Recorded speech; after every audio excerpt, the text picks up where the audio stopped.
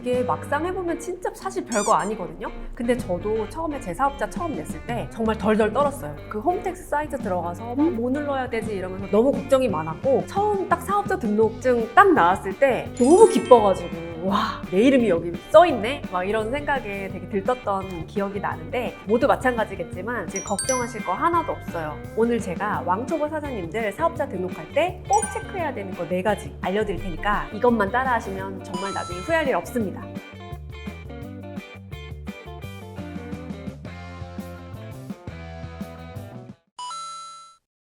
그럼 첫 번째 질문부터 드릴게요. 사업자 등록할 때 가장 먼저 주소를 써야 되잖아요. 그냥 지금 살고 있는 집 주소로 하면 안 되나요? 되긴 되는데 저는 정말 추천하지 않아요. 그 왜 그러냐면, 특히 온라인 쇼핑몰을 운영하다 보면은 스마트 스토어나 쿠팡 사이트에 판매자 정보가 뜨거든요. 거기에 내 이름하고 전화번호하고 주소가 다 떠요. 그런데 내 집 주소가 거기 공개되어 있다고 생각을 해보세요. 너무 무섭지 않아요? 사실은 이게 별일 없으면 상관이 없는데, 가끔 물건을 팔다 보면 화가 많으신 진상 고객님들 만날 때가 있어요. 실제로 제가 어떤 분하고 트러블이 있어가지고 이분이 저한테 문자로 막 보내는데 거기 찾아갈 거라고, 기다리라고 막 이렇게 문자가 온 거예요. 그 당시에 제가 집 주소로 돼 있었거든요. 그래서 이거 어떻게 하지? 집 주소 바꿔야 될 것 같은데 이렇게 고민하다가 비상주 오피스라는 게 있대요. 진짜 그날 비상주 오피스 알아보고 바로 계약한 다음에 바로 홈택스 들어가서 주소 변경했잖아요. 그래서 여러분들도 처음 사업자 등록할 때 주소지는 집 주소로 하시는 거는 권장드리지 않고요. 비상주 오피스 계약해서 쓰시는 거 추천드릴게요.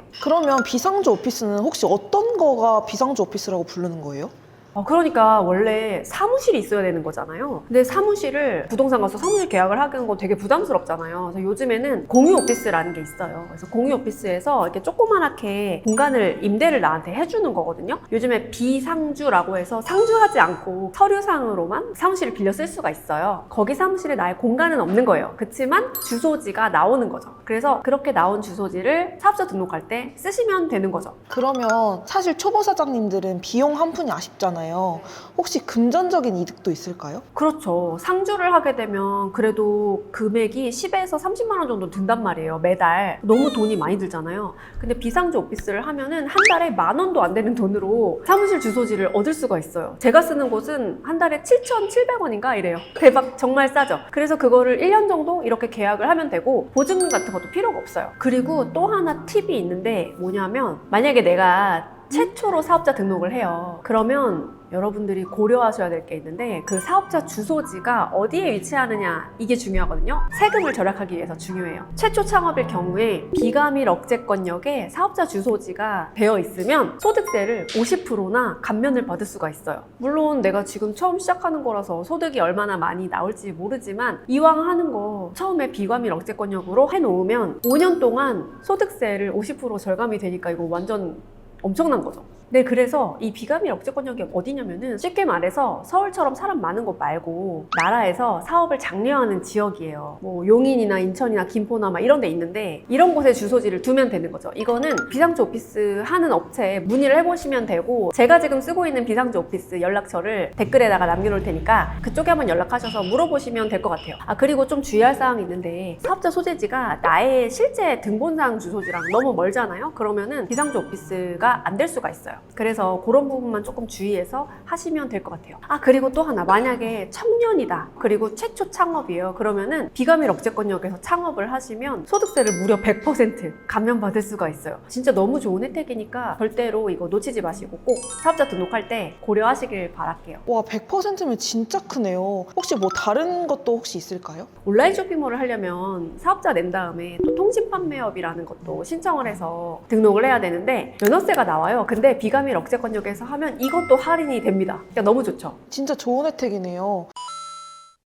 그러면 다음은 연락처인데, 핸드폰 하나 더 개통해야 되나요? 이런 것도 좀 많이 물어보시거든요. 사실 그냥 일반 자영업자분들은 별도로 핸드폰을 뭐 개통하고 이렇게는 안 하시는 것 같은데, 저는 사업자용 핸드폰하고 개인 핸드폰은 분리해서 쓰는 거를 되게 추천을 하거든요. 특히 온라인 쇼핑몰 운영하실 때. 왜냐하면 전화번호가 온라인상에 공개가 된단 말이에요. 너무 부담스럽잖아요. 내 개인 핸드폰인데. 그래서 첫 번째, 개인정보 유출 때문에도 이게 되게 꺼려지는 부분이고, 두 번째는 내가 이제 개인적으로 친구들한테 연락을 받거나 지인들한테 이렇게 연락을 이제 하는 게 내 개인 핸드폰 번호인데, 거기에 고객님들이 막 전화를 하잖아요. 그러면 일과 내 생활이 분리가 안 돼요. 그래서 밤에 막 9시, 10시에 고객님들 전화할 때도 가끔 있거든요. 그러면 내 핸드폰으로 오면 개인적으로 급하게 찾는 전화할 수도 있으니까 이거 받게 된단 말이에요. 근데 받아보니까 고객님이야. 밤 10시에. 아, 이렇게 되면은 너무 생활이 힘들어져요. 그래서 분리하시는 걸 추천드려요. 그러면 핸드폰이 하나 더 있으면 돈이 너무 많이 드는 거 아니에요?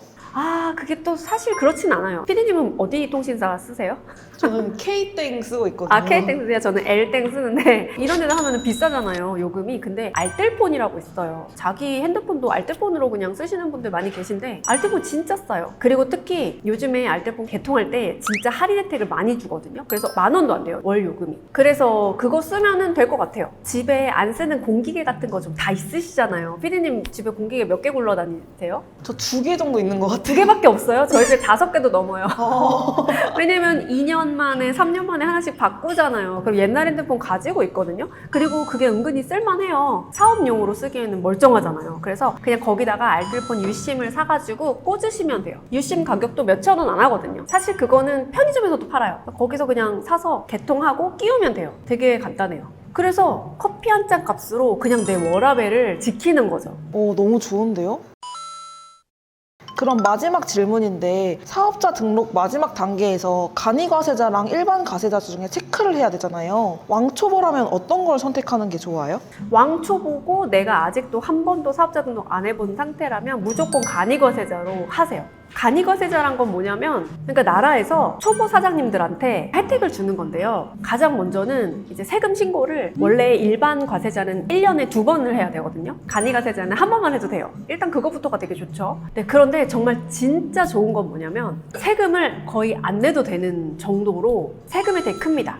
그 연매출 기준으로요. 4,800만 원이 안 넘어가면요. 부가세가 없어요. 그냥 면제가 돼요. 그래서 이게 너무너무 좋고요. 그리고 연매출 4,800만 원이 좀 넘어가면은 1%, 2% 내외로 부가세를 내면 돼요. 그러니까 되게 이것도 엄청 적은 거죠. 보통 부가세 10%잖아요. 그거를 1% 정도만 내면 된다는 게 정말 어마어마한 혜택이죠. 그러면 매출이 늘어나면 어떻게 되나요? 연매출이 1억 400만 원이 넘어가면은 저절로 일반과세자로 넘어가요. 부가세 제대로 내야죠. 그때는 행복하게 세금 내시면 돼요. 왜냐면 돈을 많이 벌었다는 거니까. 그치만 그 전에는 간이과세자로 꼭 하셔서 세금을 절약하시는 게 좋습니다. 오늘 내용을 정리해 보자면, 그래서 주소지는 비상주 오피스로 하셔라. 두 번째, 이왕이면 비과밀 억제권역으로 하셔라. 그리고 세 번째, 사업자 핸드폰은요, 집에 놀고 있는 공기계에 알뜰폰 하나 개통해서 쓰시고요. 그리고 사업자 유형은 처음부터 일반과세자 하지 마시고 간이과세자로 하셔서 세금 혜택 받으시면 되겠습니다. 처음 시작하시는 분들 이렇게 4가지만 지켜서 하셔도 되게 유리하게 사업을 시작하실 수 있거든요.